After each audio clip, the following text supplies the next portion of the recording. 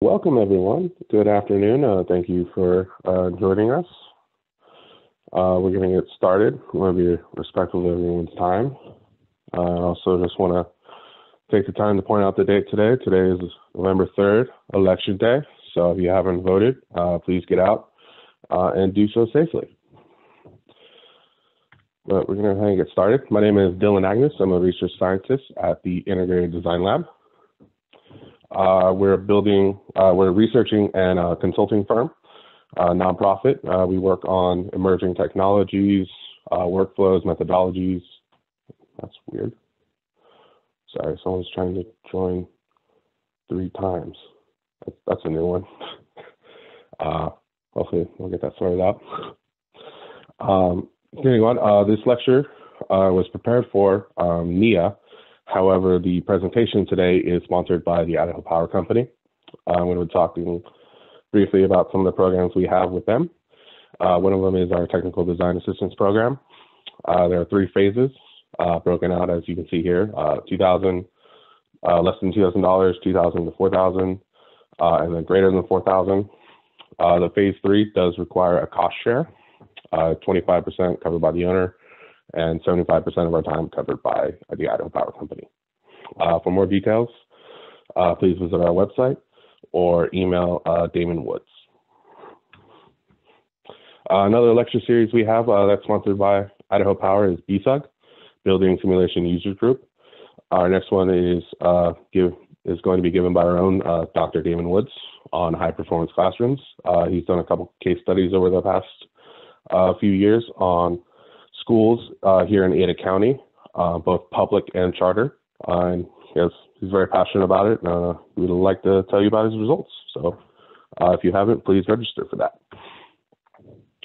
And lastly, we have our Energy Resource Library program. Over 900 diagnostic tools for you to check out. It's completely free. During these times, we have developed a contactless pickup and return system. For more details on that, please visit our website. And again, this is free to all Idaho Power customers. And lastly, here are some more commercial and industrial energy efficiency programs Idaho Power offers. Please visit idahopower.com/business for more details. And now we're going to get into the lecture today. We're going to talk about the feedback loop following the standards of light. We're going to define LLLCs. We're going to compare the pros and cons. What economic incentives there are, if any, for where you're located. Appropriate uses.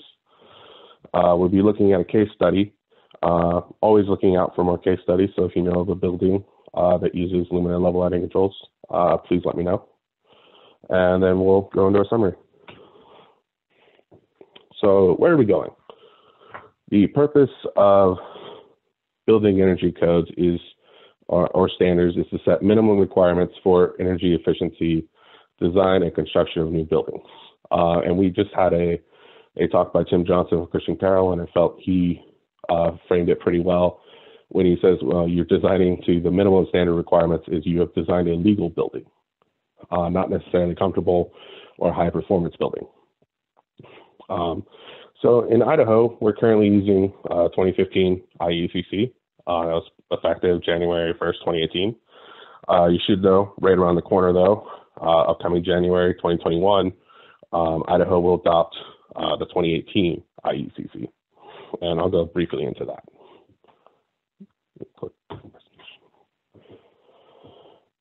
So how do we get here? Standards or codes impact the market by creating demand that must be met with new practices or technology from the built environment and its practitioners. So the practice of lighting design has made a resurgence in recent decades where both daylight and electric light are considered for building and space type. Luminaire level lighting controls is a technology that is a direct result of energy codes with stricter LPD requirements, requiring more space types to be controlled and more types of controls for energy conservation throughout the building. Sorry, I forgot to mention this at the beginning. If you have a question, feel free to unmute or unmute. Just shout at me, or just put it in the chat. I'll try to pay attention to that. Sorry.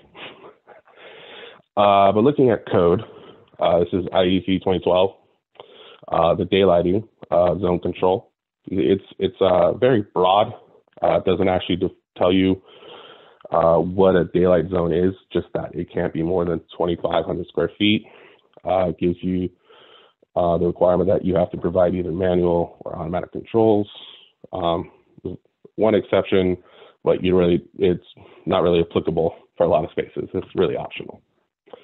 Then we go to 2015, and we see in green are the additions and red are the subtractions. So there's quite a bit of change going on, code getting a lot stricter.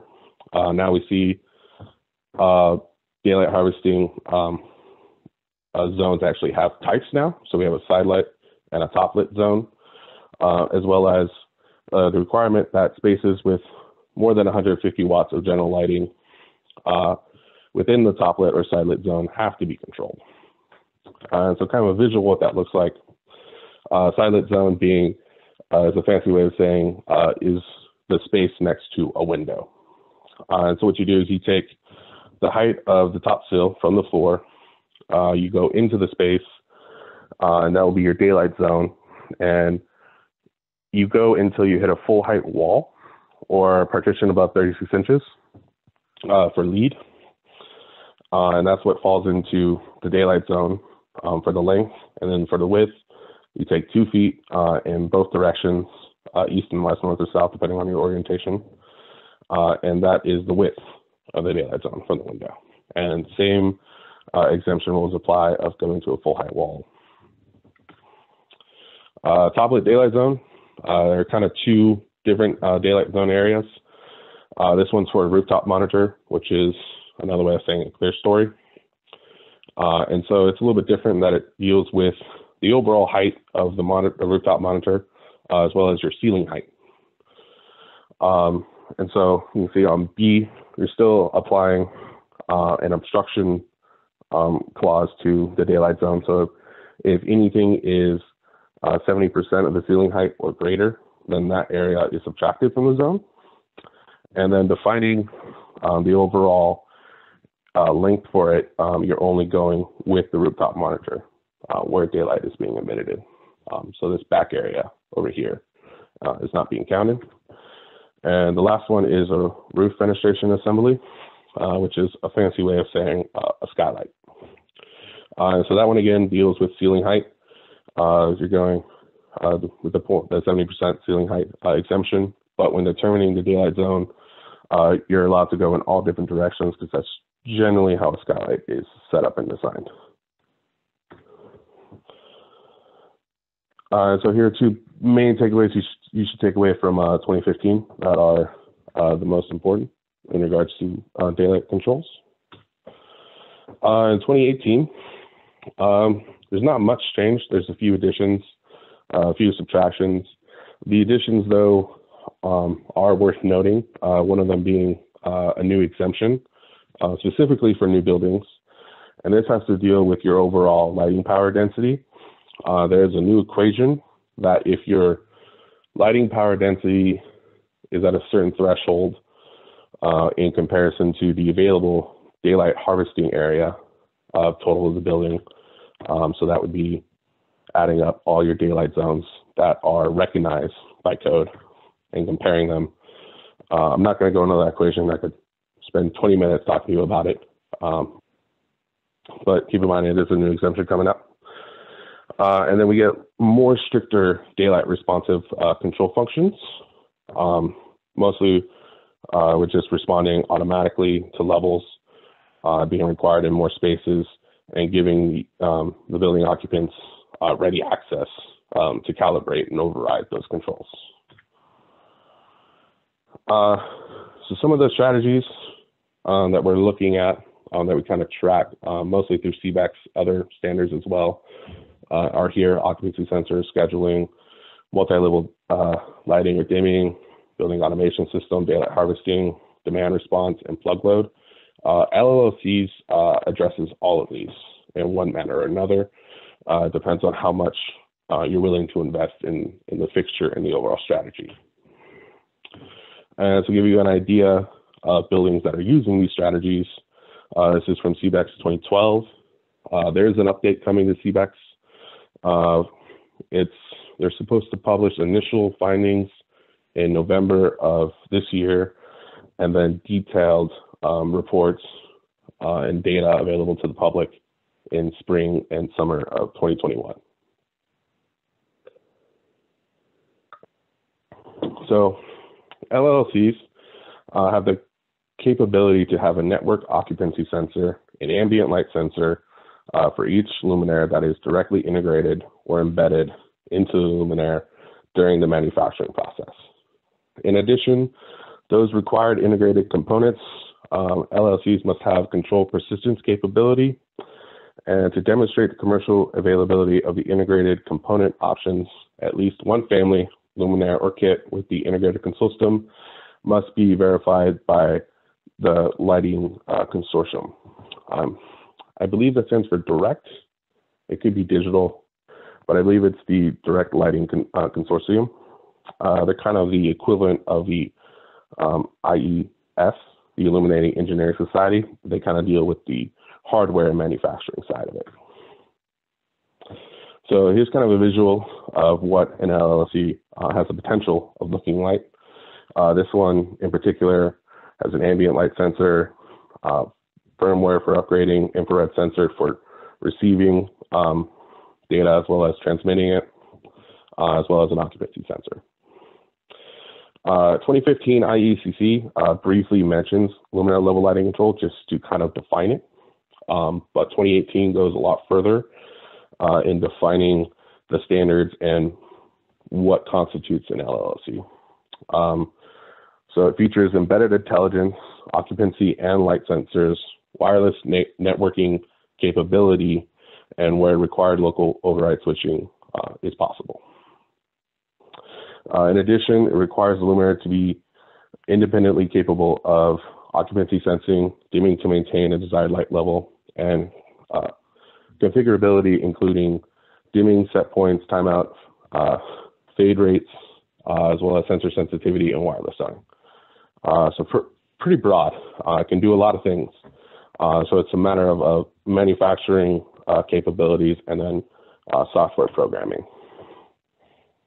And so this is the official definition they use for the lighting controls in C4052. Not going to bother reading through that. It's more just a technical rehashing of what I just said.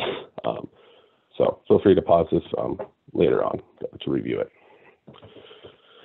But in layman's terms, LLCs have sensors and controls within fixtures that enable them to be controlled remotely or on a case-by-case basis. Remote control allows users to adjust the programming criteria or illumination level without replacing the fixtures. Sensors for each fixture can include occupancy, daylighting, temperature, as well as receiving and broadcasting signals.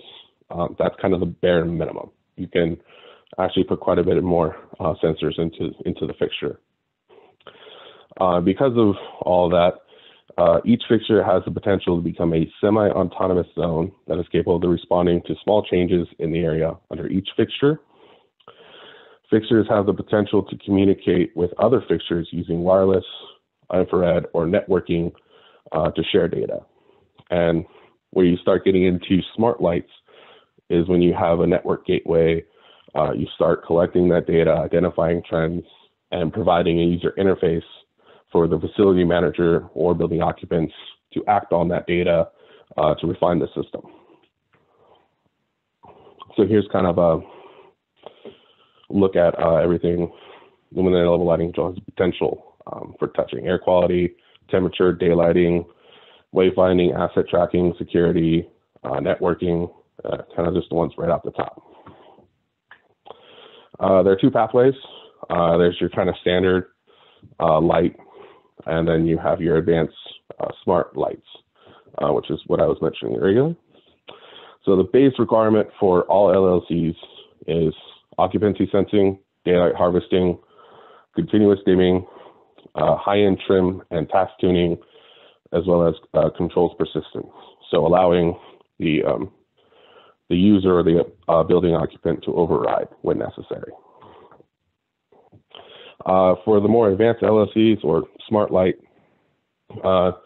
you have the capability for asset tracking, optimize space usage, i.e., are we heating and cooling a space when it's not in use? Are the lights left on? Building integration for HVAC, CO2, and security. Demand response, as well as identifying plug loads. That requires a little more infrastructure invested to utilize that feature, though. So we're going to get into some of the pros and cons, those being zone versus fixture-based control approach, cost comparison in regards to commissioning fixtures and installation, energy efficiency, and building system integration. So lighting control types. Occupancy sensors with a large covering pattern commonly translates to a circle of 30 to 50 feet in diameter. It varies manufacturer and certain models, but that we can roughly estimate that to be 2,000 square feet of coverage area. Office employees have a limited activity area, i.e. a cubicle that's 10 foot by 10 foot would roughly translate to 100 square feet per employee, just in their immediate area. In that scenario, each sensor could respond to movements or occupancy of up to 20 different people. If a space has a single occupancy sensor, then all the fixtures will respond to that single input regardless of other occupancy levels. So on the fixture-based approach, each area under the fixture is now its own autonomous region that can be programmed as well as responding automatically. So this basically translates to increased granularity for increased savings. So each fixture can, the example I have here on the right is kind of identifying the three various daylight zones in regards to their potential for return, yellow being the greatest, purple being the smallest. And a study done on the Phil Burton Federal Building in San Francisco, 22 of the 82 workstations have less than 3 hours of occupied time on at least half of the day studied. So that means there's just people not sitting at their desk. So that could be, that the fixtures above their desk could be turned off and we could be capturing those energy savings while they're away out of the office, in a meeting, in a conference room, et cetera. And so the way I kind of like to frame or describe the area versus the fixture-based approach has to do with DPI. So if you're in a space and you have 5 sensors there for occupancy, vacancy, daylight harvesting, right, for one entire area. Well, you're getting a picture. It's not entirely clear though, so you're kind of viewing it at 72 DPI. Whereas the fixture-based approach, you have a multitude of sensors in there, so you're getting a lot more data. You know where people are walking. You can identify walking patterns. All the lights are responding at their own rate to the daylight levels of illumination in the space. So you have a much clearer picture to where you can see 300 DPI. The con to that is you have a lot more data you're collecting, so you have to process it. And at a certain point, you can collect too much data. So the area-based zone motion sensors reduce energy use in open offices by only 10% compared with manual switches. The main issue, as I mentioned earlier, even if one occupant is present in the area, then all the lights are turning on, rather than just the lights that are required for that single occupant. Whereas the fixture-based approach, a number of studies have found that the Luminaire integrated controls reduce energy use by 47% on average compared with manual switches, because the sensors have a finer spatial granularity. So here's a typical open office. You have your cubicles, hallway, and then say we have 2 work areas. So all the lights are on, and the circles represent the area under the fixture that is going to be controlled. So typical LLC setup they want you to look like this, because this is taking the settings to the extreme. These no one's occupying those spaces, so those lights shouldn't be on, is the theory. So only the cubicle lights should be on. We can take it a further, start coloring outside the line, saying, hey, people don't like working in dark areas. It can make them uncomfortable. What if we did some high-end trimming and we turn those lights on to 30% when there's no one walking or tripping the sensor? Then we're going to say, we're going to group some lights, because these are all acting individually on their own.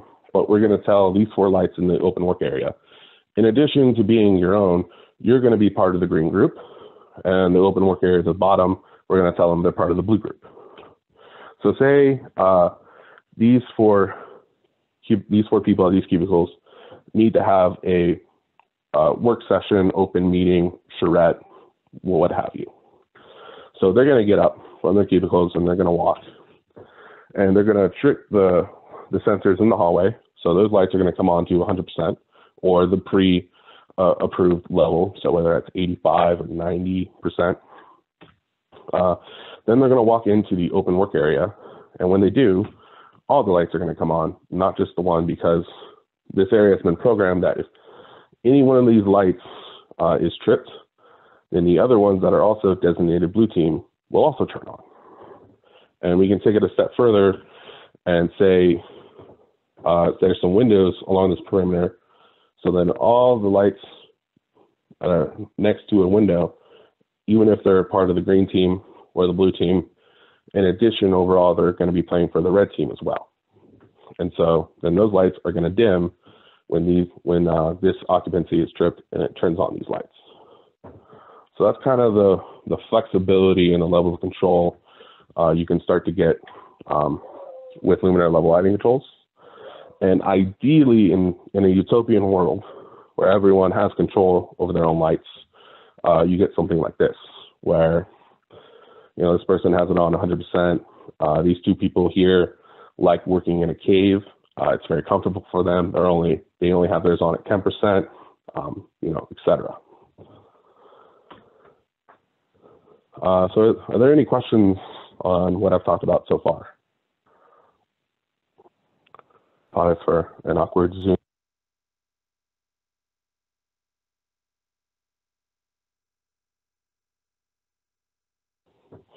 All right then. So are we there yet? Selecting LLC products and settings for the maximum energy savings has the potential to adversely impact occupant satisfaction. So the saying at the lab is energy efficiency, but not at the cost of occupant comfort. The reason being, we've worked on too many buildings and projects where we're a little shocked at the extent the occupants went to override the system because they didn't like it. An example would be you walk into a room that's dark and you went to go turn on the lights.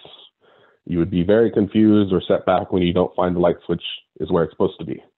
In fact, you probably go back a couple times to the same spot and be like, why isn't it there? Furthermore, kind of have to ask the question, would you be comfortable working in a space with only a few lights on? If it's an open office area, there's 2 or 3 people left and only, 6 lights are on. And the majority of the floor area is just dark. Some people are completely okay with that. Other people, not so much.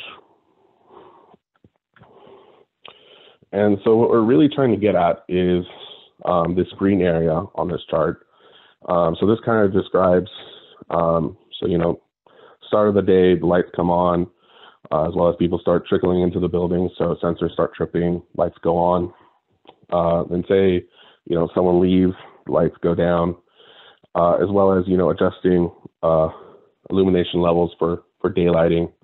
So we're just trying to capture all those small things that happen during the course of a building work day, so to speak, to try to get those energy savings returns.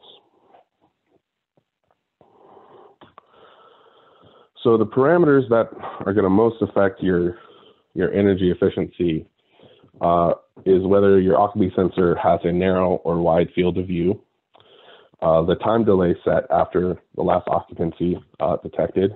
So that would be, last movement triggered and then it's coming down, whether, that's 5 minutes, 10 minutes, 20 minutes, as well as grouping size.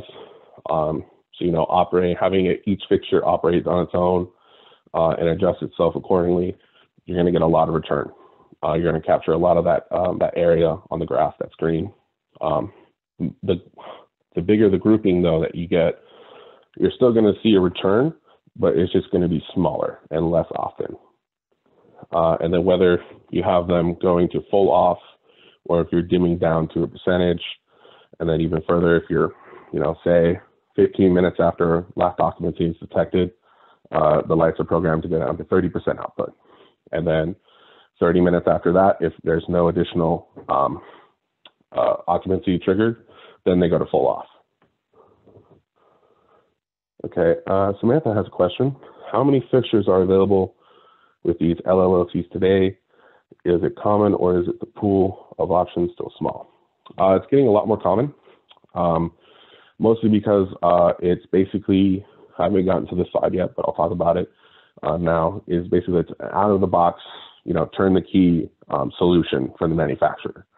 That's meant to address all standards of code now and in the future in regards to, occupancy control, lighting restrictions, dimming, high trim, all the requirements for any space is kind of the intended goal for LLLCs. I will go over a few options later on in the presentation, though. I hope that answered your question. So motion sensors. The wider the angle covered by the motion sensor, the lower expected energy savings because more motion events will be triggered the luminaire to turn on. Last occupancy. So delay times guard against false negatives in motion sensor. The longer the delay time, the greater chance the occupant will make a sufficiently large motion before the light is turned off, thereby reducing the chance of annoying the occupant. However, when the monitored area is actually unoccupied, delay time results in wasted light. So full off or dimming, when no motion is detected under a luminaire, the luminaire can dim to a low level rather than turning completely off. Grouping luminaires. LLC products that can form a mesh network.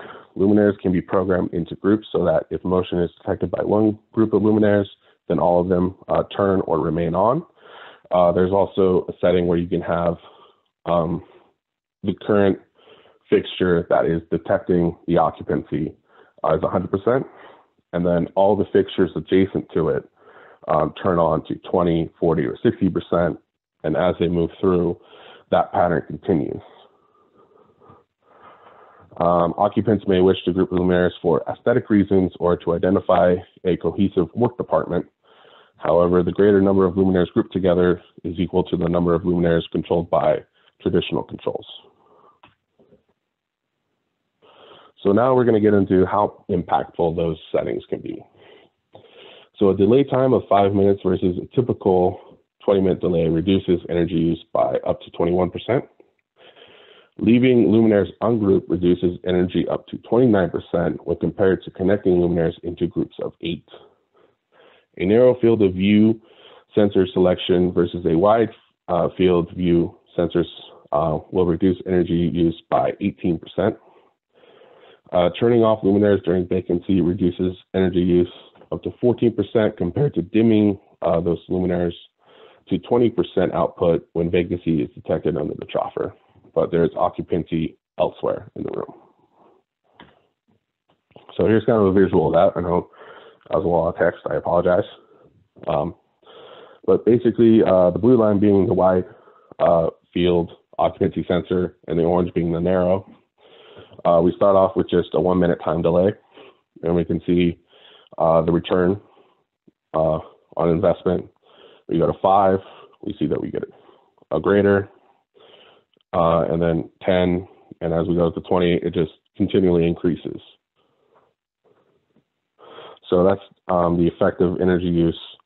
So we start off about 35% on the narrow 1 minute, and if we bump it up to 20 to kind of account for, making sure we're not turning the lights off on the building occupants, then we see that return, shrink by about 20%.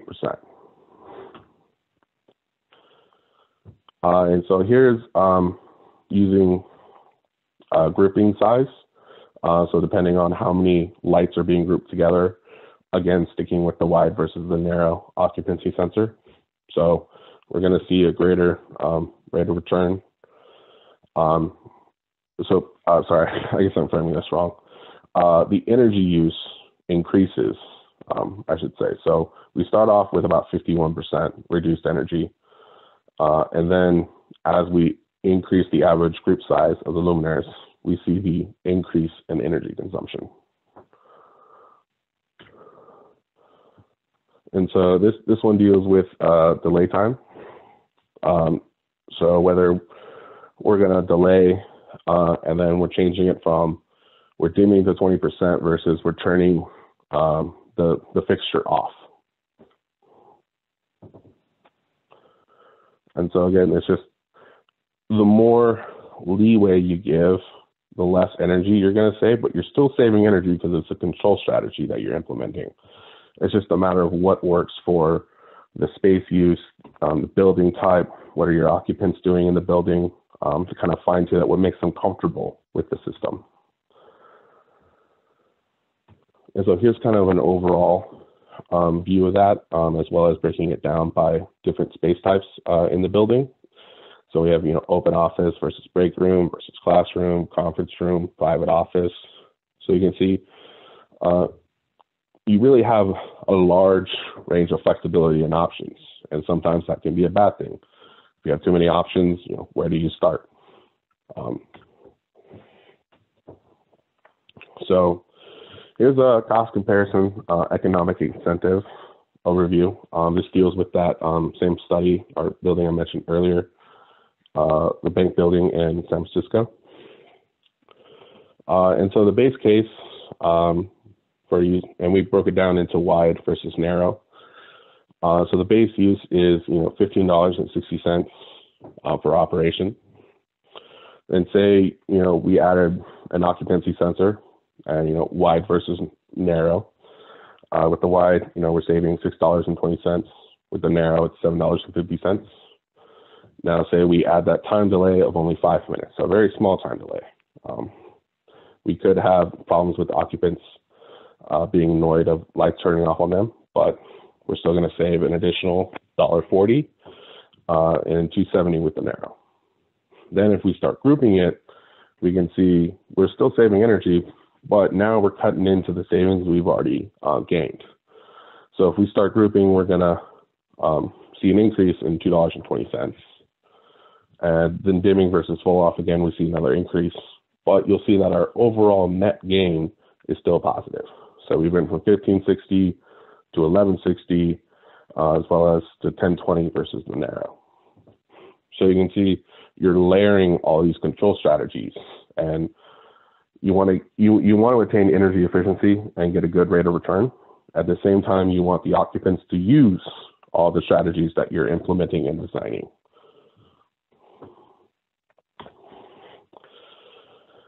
So let's get into some of those details.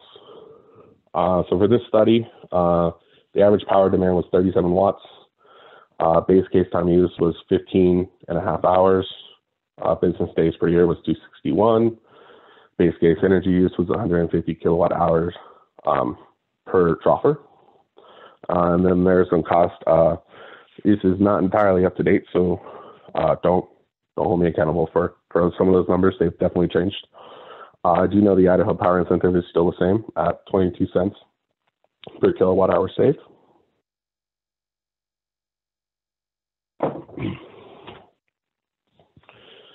And so we're going to get into some of the parameters. Here's one that the author used for their study. So just focusing on field of view only, they wanted to investigate the wide versus the narrow. That was one of the primary investigations of this study. So we can see that similar reduction of cost, 1554 to 622 to 746. And then they went with the 5 minute time delay. for this one, so it's pretty short, but we see a great increase in cost savings. And then they went with a typical grouping of 8, covering a pretty decent sized area. And we can see that, we lost $4.51 in savings when we did that versus $4.20 with the narrow. And then comparing giving 20% to full off. Oh, sorry. Cherie would like me to clarify that the Idaho Power Incentive is for retrofit projects only, not new construction at this time. Sorry, just to clarify that. So with versus the 20% off, the 20% to full off, again, we see an increase in the overall savings, but again, we still netted net positive. So 1554 over here to 1368. So we're still saving. And so this is just us coloring outside the lines to use the technology for what we believe its intended use should be for the building occupants, the space type, et cetera. So here's one kind of coloring out the lines a little bit. I used our numbers and plugged in some additional settings. I was curious, what happens if we increase the time delay and reduce the grouping, what would that offset be? So again, keeping with the wide versus the narrow, we see an increase of relatively the same. The time minute delay, though, you'll see with the 5-minute one, it's $8.39 for the wide, and here we're only seeing $6.53. So not much of an increase, but we are going to have our building occupants be satisfied that the lights aren't turning off on them while they're in the space. So kind of capture that savings that we didn't get with the time delay. What if we cut the grouping in half? Okay, we still see an increase in cost because we aren't allowing all the fixtures to act autonomously by themselves on demand. And same thing goes, wanting to do a 15-minute delay for the 20% to full off. And so the overall total, you can see we're still net positive, just changing the settings based off of what was needed for this current simulation, or scenario, I should say.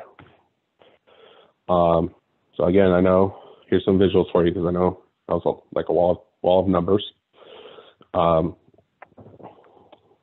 So the bar graph on the left shows that first scenario I was telling you about, except it breaks it out in kilowatt hours per year. So how many kilowatt hours you're going to be saving as you progress through each strategy. So this is a layered. So there's the base use, and then the next one, field of view, is us applying the occupancy sensor and then investigating wide versus narrow. And then what happens if we do a time delay? And then what happens if we do a grouping of 4 versus giving 20% versus full off? And then you see the cost difference in the next one. And then below that is translated into payback years. So about 2 base use, just reducing the overall kilowatt hours because it's an LED being installed is pretty good. Adding a couple years onto it, adding the control strategies to it, I think is definitely a good investment, especially we'll get into incentives in a bit. Because a lot of the, I don't want to say negative stigma, but initial resistance I get when talking to clients about LLCs is the fixture cost. It's a lot more costly than what your sticker price shock is. It's a thing because it's quite a bit more than what you're used to seeing for the light. So your immediate question is, why am I paying this much more for a light? And so you should consider it as an investment. You're going to get some initial rate of returns right off the back through installation. There's less labor to install the sensors, less wiring between fixtures, less time for startup and programming, as well as I encourage you to check with your utility provider to see if any incentives are available. And so here's kind of a look at that for our region. Some providers, utility providers. Hey, Dylan, question on that. Yes. As far as the installation, I think that's a great point. When you have the luminaire level lighting controls per fixture, do you say you're doing 0 to 10 volt dimming and controls? Do you have to run those all of those control wires? Is it just simply a switch leg to each luminaire, and it eliminates the need for all of the 0 to 10 volt control wires? Yes, it does. It depends on the level of LLC that you're installing. Some of them do require what you just said. Most of them do not, though, because they're moving to more of a digital wireless control setup. So you're programming the fixtures wirelessly. And typically, what I've seen the market moving towards, if as far as hardline connection goes, is PoE, power over Ethernet. Is very, very powerful and expands a lot of capabilities for Luminaire level lighting controls. So I hope that answered your question. Some utility providers provide an incentive per fixtures. Others, for example, Idaho Power, care mostly about the kilowatt hours you're saving. So here's what that would look like if you were applying for Idaho Power incentive, retrofit, not new construction. And so you can see the rate of return looks a lot better when it's being incentivized. So you can encourage people, your client, that they're going to get, yes, this is going to cost more upfront. You're going to get, this is an investment. Here's your rate of return. And then on top of that, say, here's the incentive, either from, the state or utility provider, that's going to help with decreasing the payback years in which, you're going to start seeing your rate of return. So appropriate uses, still good on time. Building types. So offices with relatively low or high variable occupancy will benefit greatly from this. Moving on from that is schools. Schools with respect to occupancy and space type, very wide range, very diverse, lots of movement happening. I know that's not the case right now with COVID and all, but I made this presentation pre-COVID. But so if we ever do return to a sense of normalcy in schools, LLCs, in my opinion, would be great technology for them to have. In addition, hospitals with respect to occupancy and space type. So, not installing luminaire level lighting controls in the operating room, you don't need that. As well as there's very specific, requirements in hospitals in regards to their lighting and their standards. So be very careful where you're putting those. The typical ones that come to mind that you can do is office admin area, patient recovery rooms, another great one, especially if there's a way for them to interact with the lights to personalize it, as well as the lobby or waiting area. And I'll get more into details of those in a bit. New construction versus retrofits, though. New construction, in my opinion, is the most ideal for LLCs, mostly because you have an opportunity to fully integrate the lighting technology into other building systems to improve efficiency, operation, and just increase your overall rate of return for control strategies. However, they are also highly applicable to retrofits. The main benefit from that being the programming flexibility, reduction overall lighting load. That's assuming you're upgrading from T8s, T12 fluorescents to LEDs, as well as additional lighting control strategies that you can implement retroactively. So integrated building systems. So again, this kind of goes over the typical minimum requirements for LLC.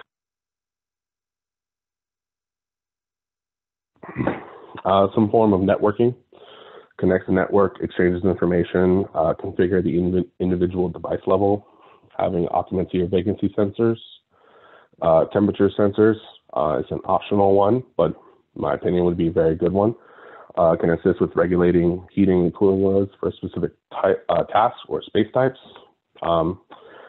Security is something I get asked a lot about when I start talking about smart lights, which I will in a little bit. So you do have to, it can help with your security, but it can also, it's a double-edged sword. It can also hurt you. We'll get into that in a little bit. But the main thing to understand is it gives you maximum flexibility.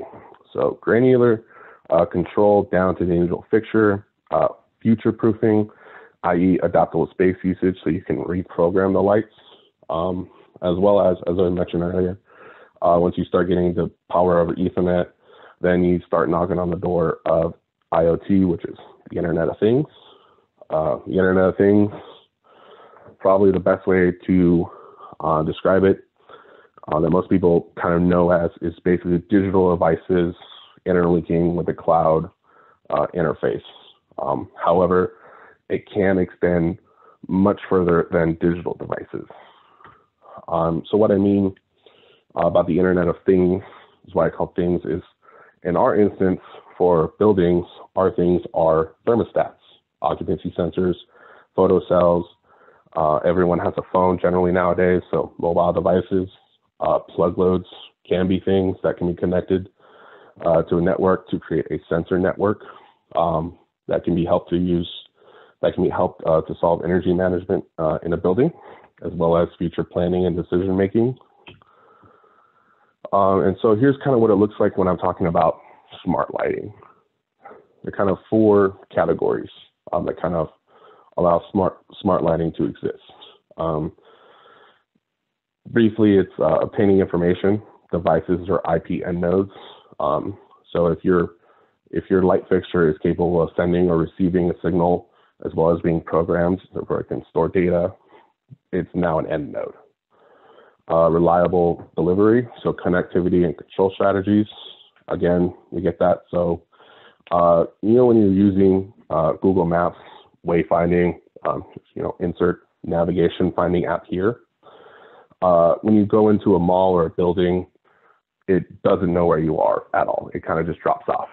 The reason for that is the satellite is having a problem triangulating your position. So what if when you walked into the mall or the building, you had your phone open with your wayfinding app, and it just transferred your location pinging signal to the lights in the building? Well, then you know exactly where you are in the building, and you can keep using that app. As well as addition processing data for analysis, algorithms, feedback loops, etc. So probably the ones I'm interested in, because I do a lot of lighting, is I'd be interested in circadian cycles, color perception, and human behavioral preference.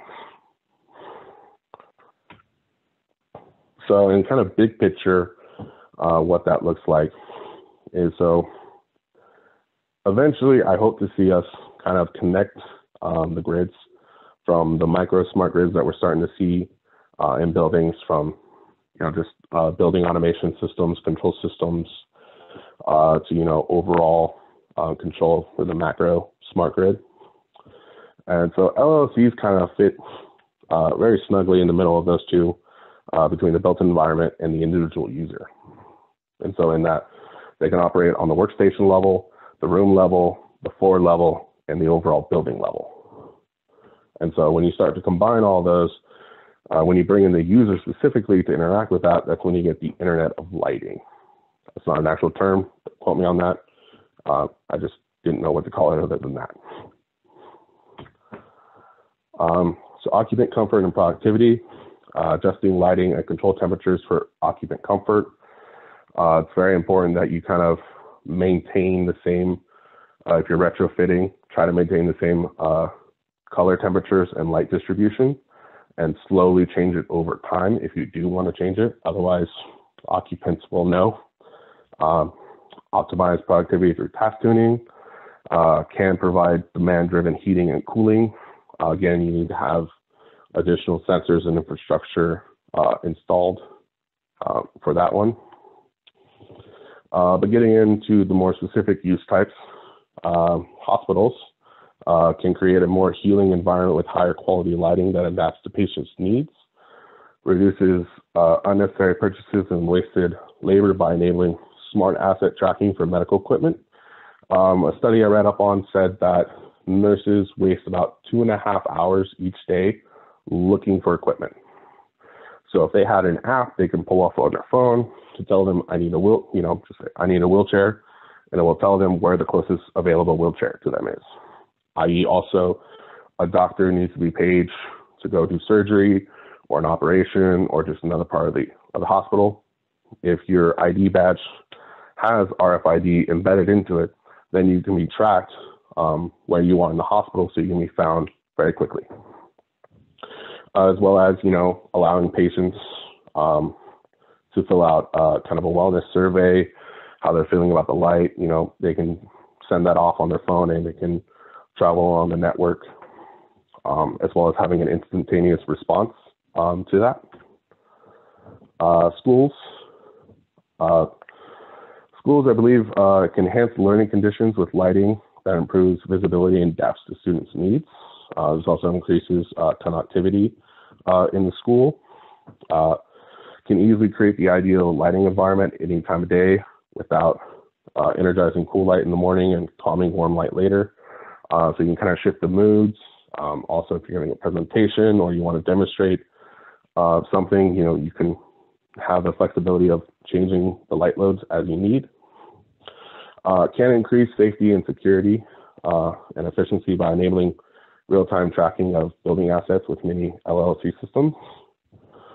So i.e. you can program the lights if there is an emergency and people need to be evacuated. You can have all the lights in the building dim, and then only the lights that lead to an emergency egress exit will illuminate. In addition, you can take it a step further. If all of your lights in the building are LLCs, you can find out who's occupied in a space versus not. So everyone's being evacuated.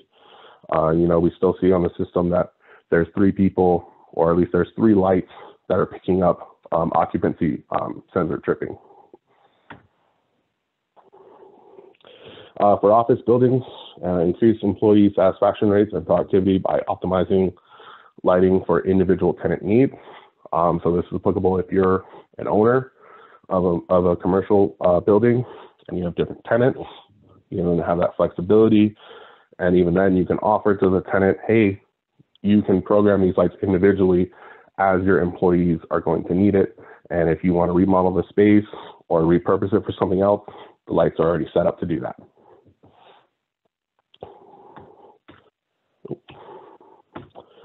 Going to get into a case study. Maybe we're kind of short on time, so I'm going to kind of breeze through this a little bit. This is a 1970s federal building called the Gem Building. It's 24,000 square feet. It was remodeled from a bank building to be an artist individual studio. Has a couple theaters, a couple gallery spaces. The existing light was T12 fluorescence, and they upgraded to the Smart Panel series, is what it's called, but it is an LLLC. So here are some images of that. The left being an open gallery space, the right being individual studio space. And so here's some of the specifications for the lighting. Excuse me. And so the original lighting layout had 382 fixtures, 2x4, 4 40-watt T12s. Lighting power density 2.8. This building was extremely overlit. Didn't really need, I just told you that by looking at the numbers, but we did do several site visits, which the average foot candle level was 151, which is about 4 times the recommended level for nowadays for the space type. So in yellow, you can see the energy usage for the lighting. And then when we are, the upgrade, we reduced the overall fixtures to 248, which was a reduction of 134 fixtures and 125 watts per fixture.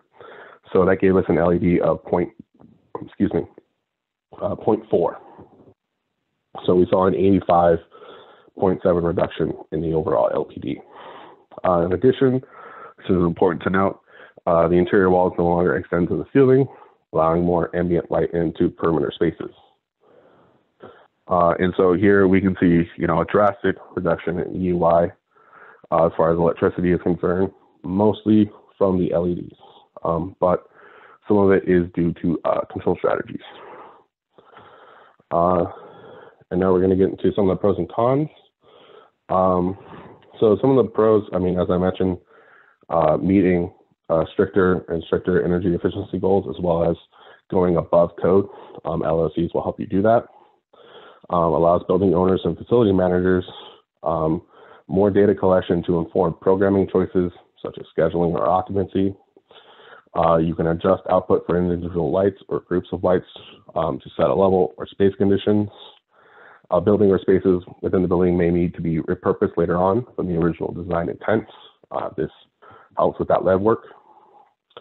The cons, so this one in particular, why I mentioned that the walls don't go up to the ceiling height is that this particular LLC brand uses infrared signals to program and transmit data from one fixture to another. And so because those walls didn't extend up, the signal would just keep going across the entire floor plate. So that was a challenge I had to address. But just keep in mind, if you're going to do something like that, be aware of how the fixtures are designed to communicate and respond appropriately. The other thing that happened with this building was occupants may be unfamiliar with the lighting design intent or occupation. For example, occupants may report that lights in a space would not turn on upon entering a room, assuming them to be malfunctioning. Program and user interface is limited to the manufacturer design and standards. Remote programming was only available IR signals, whereas Wi-Fi or Bluetooth, in my opinion, would be a more compatible method of receiving and programming signals. So we're running out of time. This is a summary. Before we do that, I do have an announcement to make that I wanted to get into. I was able to give in some. No, not to my knowledge. It's actually easier. Chris Peterson has a question. Any special training or certification involved in order to be able to install? No. However, long term, that may be an issue. So if your lights are digitally programmed, who do you actually call to fix it when something goes wrong? Are you calling maintenance or are you calling IT? Is it a physical problem or is it a networking problem? So that can be a potential issue long-term maintenance-wise. But as far as training and certifications, LLCs will actually make it go a lot faster to the point where we could potentially see someone for certifying programming the lights. They don't even actually have to visit the physical building. They can just net into the network and run a couple programs, check the settings. And if there is an error to return, then that would constitute an in-person in-site visit for that. But thank you for the question. So the announcement I wanted to make was that coming soon, the Integrated Design Lab will be getting LLLCs installed in a portion of our office. So I'm very excited about this to actually be able to program our own lights so I can stress test it, demonstrate, the multitude of variety of options that you have, the flexibility of it. We're getting it from NIA as well as Cooper Lighting Solutions. And I believe the actual product type is wavelengths, if you're interested in looking that up. But we are about out of time. I'm going to start a poll. We appreciate your feedback. If you could provide that to us, that helps us, keep our lectures up to date on what you're looking for, as well as future topics. So thank you for coming. If you have any other questions, feel free to put them in the chat or unmute yourself now.